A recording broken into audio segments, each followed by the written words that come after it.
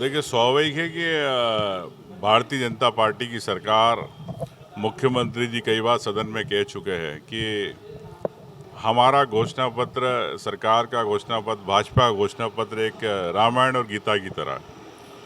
तो रामायण और गीता के पन्ने तो 1.25 साल में खोल नहीं पाए। 1.25 साल में ना आप किसानों को समर्थन मूल्य दे पाए, ना धान का, ना आप गेहूं का 31-2700 के बाद, लाडली बहनाओं की आपने 3000 की बात करी, वो नहीं दे पाए। प्रदेश बीमारू राज हो रहा है, उद्योग आ नहीं रहे, और उद्योग के नाम पे इन्वेस्टर मीट कर रहे हैं तो सरकारी उपक्रम आ रहे हैं, तो उद्योगपति नहीं आ रहे। इससे स्पष्ट है कि मध्य प्रदेश एक बीमारू राज्य की श्रेणी के अंदर है, 90 नंबर पे है। तो स्वाभाविक है कि उद्योगपति यहाँ नहीं आना चाहते। तो मैं समझता हूँ कि चाहे युवाओं की नौकरियों की बात हो, चाहे महिलाओं की बात हो, चाहे किसान की बात हो, और इनके घोषणा पत्र को लेके भ्रष्टाचार जो है, सौरभ शर्मा एक छोटी मछली को पकड़ के मामले को दबाया जा रहा है। तो मैं समझता हूँ जो बड़े मगरमच्छ है उस पर कांग्रेस पार्टी स्थगन ध्यान आकर्षण लाएगी, वो चर्चा कराएगी। भ्रष्टाचार हो रहा है, भ्रष्टाचार को लेके मुख्यमंत्री चुप क्यों है? मुख्यमंत्री जी ने ऐलान किया 5 रुपये में अब स्थायी कनेक्शन किसानों को मिलेगा। मैं तो कहता हूँ मुख्यमंत्री जी, किसान हमारा भगवान है। उस किसान को 5 रुपये के बजाय आप मुफ्त में बिजली दीजिए। और इन्हीं के प्रधानमंत्री ने कहा था कि हम आय दुगनी कर देंगे किसानों की। 2014 में आपकी सरकार, आप प्रधानमंत्री कई बार बन गए, लेकिन आय दुगनी हुई क्या? एमएसपी समर्थन मूल्य की उनको गारंटी दी?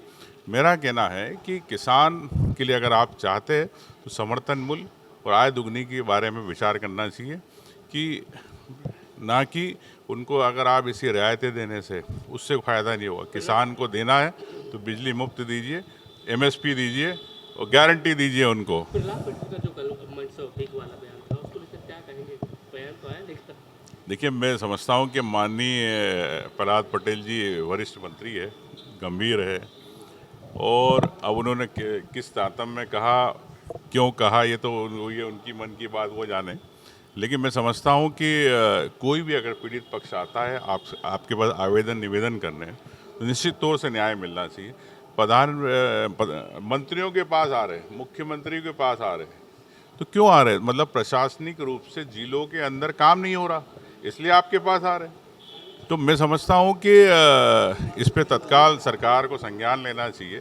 आम व्यक्ति काम हो, सीएम ऑनलाइन में हजारों के केस पड़े, क्यों मुख्यमंत्री जी उसे सीएम ऑनलाइन को लेके बात नहीं करना चाहते? कई बार सीएम ऑनलाइन में शिकायतें हो जाती, लेकिन मुख्यमंत्री जी की तरफ से कोई आदेश निर्देश नहीं होते।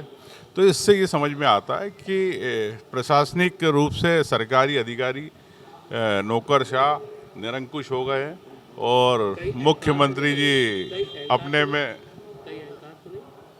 देखिए, अब इतने सालों की सरकार है तो किसी को भी घमंड तो आ ही जाता है। तो रावण को भी घमंड था, एक दिन मटका फूटेगा। चलो, 5 साल की बच्ची के साथ जो दर्द से आज भी करा रही है, छोटी जिले में 5 साल की मासूम जी, से करा रही है, ऑब्जेक्टिव ऑपरेशन। देखिए, चाहे पूरे मध्य प्रदेश के अंदर इस प्रकार की घटनाएं हो रही है। कि कल परसों टीकमगढ़ में भी ऐसी घटना घटी, होटल में एक नाबालिग के साथ। तो मैं समझता हूँ कि मुख्यमंत्री जी के पास गृह विभाग है और खुद मुख्यमंत्री है, तो तत्काल क्यों नहीं संज्ञान लेते, तत्काल क्यों नहीं कार्रवाई करते? क्या मुख्यमंत्री जी विधानसभा में तो बैठते ही नहीं? क्या विभाग की बैठ में, गृह विभाग की बैठक में बैठते? कब समीक्षा करी बताए? वो करी है तो फिर क्रियान्वयन क्यों नहीं हो रहा? अगर जो अधिकारी है, जो एसपी काम नहीं कर पा रहे, उनको लाइन अटैच करो। नए जो जिम्मेदार जवाबदार अधिकारी आईपीएस बहुत सारे, उनको आप भेजिए फील्ड में। ये ग्लोबल और अब डिस्ट्रिक्ट लेवल। अब वो करना चाह रहे, अच्छी बात है, लेकिन इससे क्या उद्योग आएंगे? अभी जब आपने ग्लोबल इन्वेस्टर मीट की तो कितने उद्योग आए? सरकारी उपक्रम का 60% 70% तो वो है। और जो उद्योग आते हैं, उद्योगपति भी, वो ज़मीनें ले लेते, कई सालों तक ज़मीनें ऐसी पड़ी रहती। क्या उन पे उद्योग लगे? मुख्यमंत्री जी समीक्षा करें। सिर्फ कागज़ पे एग्रीमेंट करने से उद्योग नहीं होंगे। यहाँ के युवाओं को जब तक नौकरी नहीं मिले, जब तक उद्योग नहीं लगे, जब तक इन्वेस्टर मीट फेल है।